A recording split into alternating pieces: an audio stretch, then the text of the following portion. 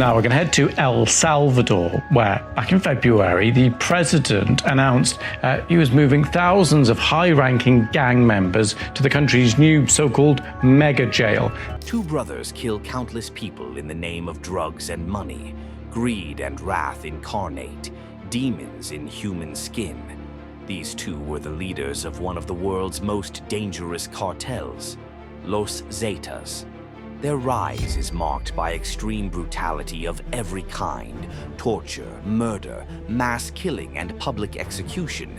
Every form of violence was fair game, regardless of whether it was done to innocent, rivals, or fellow cartel members. These two brothers ruthlessly took hold of the Mexican drug trade through whatever means possible. In this video, we will go over the rise and fall of these two kingpins, these two brothers. Miguel Ángel Treviño Morales and Óscar Omar Treviño Morales rose to power within Los Zetas through a combination of extreme violence, strategic alliances, and betrayal. The story of the brothers is rich and complicated. However, much of what happened is driven by the actions of Z-40 with Z-42 as one of his closest supporters and confidants. Z-40 was born in Nuevo Laredo, Tamaulipas, where he grew up involved in local gang activities. This gave him a taste for violence and tolerance for the inhumane, which would make him perfect for Los Zetas. The founders of the cartel had a military background which allowed them to act with calculated efficiency and extreme violence without feeling sickened, not disturbed by their actions. Z-40 was much like them. Despite not having any military experience, he had grown up surrounded by violence and blood, so when he joined the gang, he was an excellent member. And excellent was exactly what Z-40 was. He demonstrated an eagerness to kill and commit extreme acts of violence that even the most disturbed in society would shy away from. This was exactly what the cartel's leaders wanted: loyalty, brutality, business acumen, and general skill. These were all a part of Z-40's reputation within the gang. So when the gang started to expand, not only was he a highly respected member of the gang, but when the gang started to expand into larger and larger scales, Z-40 and Z-42 were naturally called upon to be important members in the leadership of the gang going forward. At first, Los Zetas wasn't its gang. It was an enforcement force that was funded by the Gulf Cartel and used as a militia to carry out whatever acts of violence that the Gulf Cartel needed. This included everything from assassinations, kidnapping, and security operations.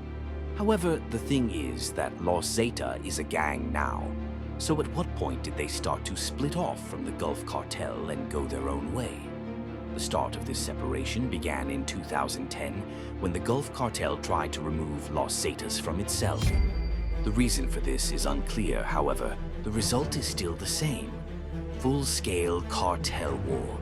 Under Miguel Treviño's leadership, Los Zetas split from the Gulf Cartel, transforming from enforcers into an independent, highly militarized cartel. And with this growing independence, more and more people within the gang were starting to see that power within the gang had the potential to make insane profits in the future on top of greater independence. However, you know how I said that the motive for Los Zetas splitting from the Gulf Cartel was unclear. What we do know is this: Z-40 is a snake in the grass. This is because he organized the killing of Heriberto Lascano, the co-founder and at the time leader, in 2012. This resulted in a power vacuum within the cartel where Z-40 and Z-42 would use extreme violence to begin their reign over the gang. Using their respect and resources within the gang, they were able to quickly assert themselves as leaders and the de facto leaders of Los Zetas. Z-40's time as the leader of the Los Zetas was one of extreme violence.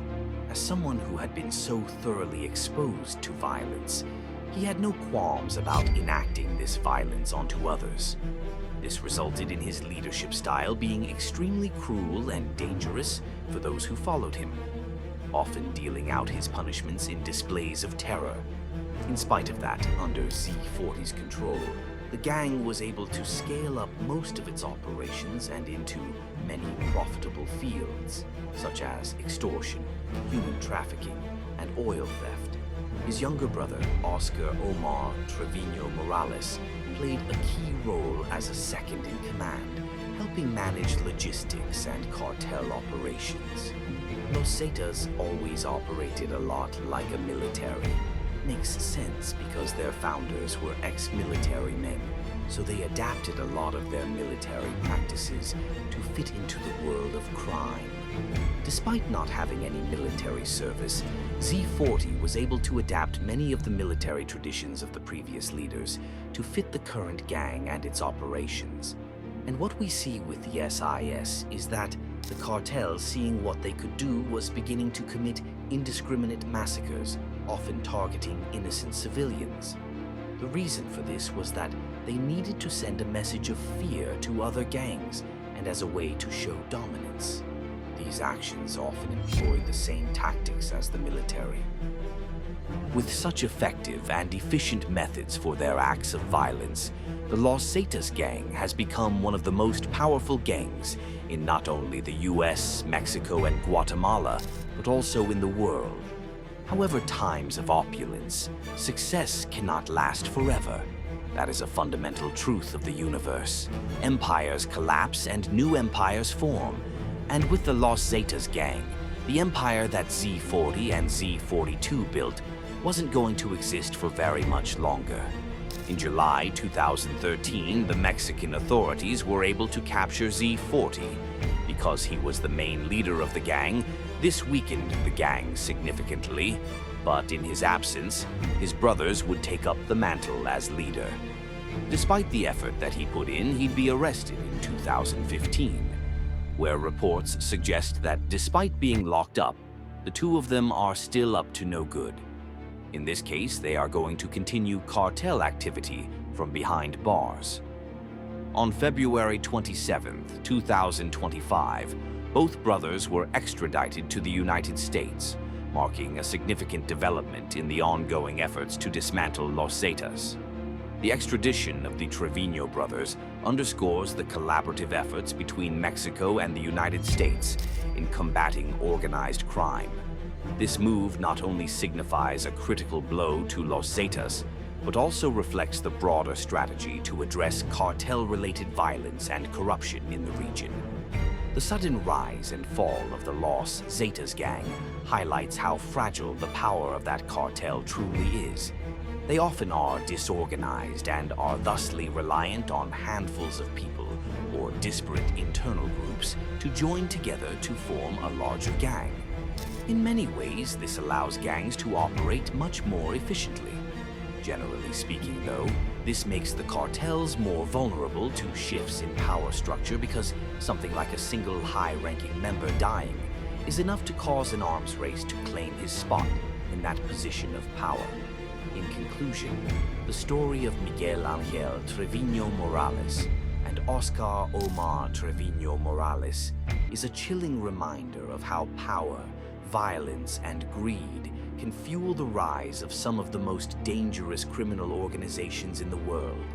From their early days immersed in bloodshed and brutality to their eventual ascent to the leadership of Los Zetas, the brothers used violence and strategic cunning to establish one of the most feared and profitable cartels in Mexico and beyond. Their reign, marked by horrific massacres and a vast criminal empire, seemed invincible at its peak. Yet, as history has shown, no empire built on terror and chaos can last forever. The fall of the Treviño brothers, first through their capture and later their extradition to the United States, illustrates the fragility of such a violent regime. The collapse of Los Zetas, while devastating for many, serves as a testament to the persistent efforts of law enforcement and international collaboration to dismantle organized crime. The rise and fall of the Treviño brothers is a grim reminder that the power of the cartels is only as strong as their leaders, and when those leaders fall, so too does the empire they built.